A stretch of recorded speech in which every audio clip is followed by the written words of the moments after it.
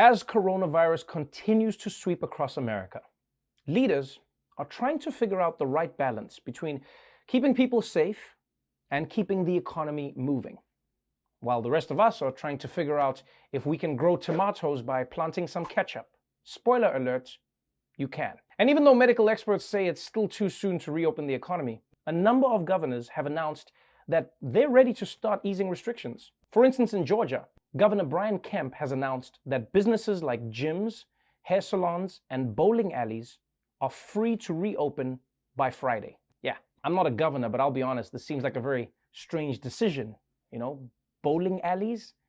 I feel like that should be the last place to reopen.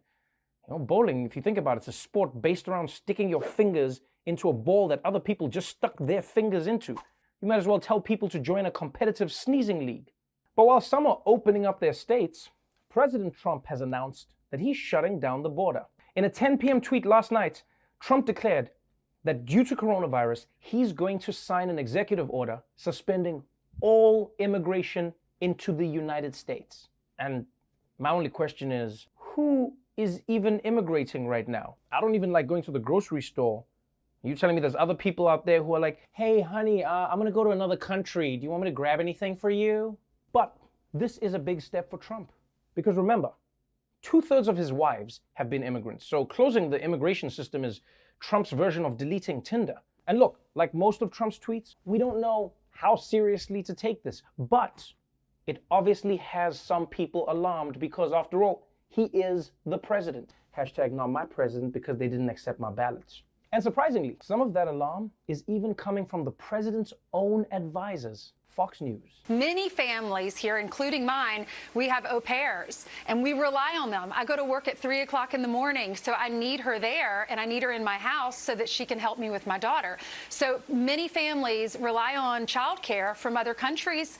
These au pairs come here on work visas. They have to go back to their country to get the visas renewed, and we've been talking in my house about how that's going to happen. So these are all things, these are questions that we have that hopefully the president will roll out a plan, and we'll all be informed on how this is going to affect all of our lives.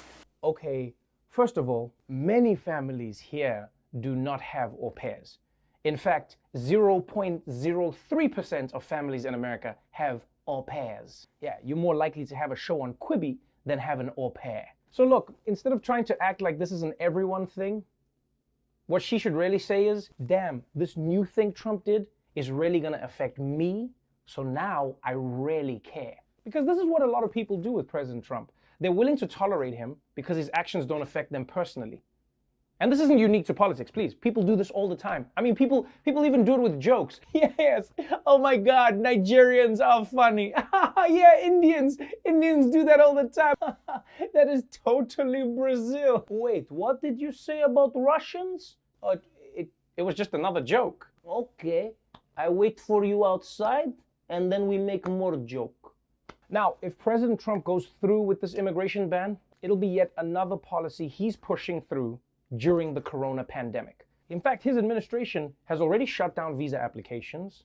They've paused the refugee program. They've blocked migrants from seeking asylum. And during corona, Trump's EPA even decided to drastically cut enforcement of environmental regulations. So don't forget, while you're finally getting around to watching Ozark and trying to bake bread for the first time, Donald Trump, he's also using coronavirus as an opportunity to do all the things he always wanted to do.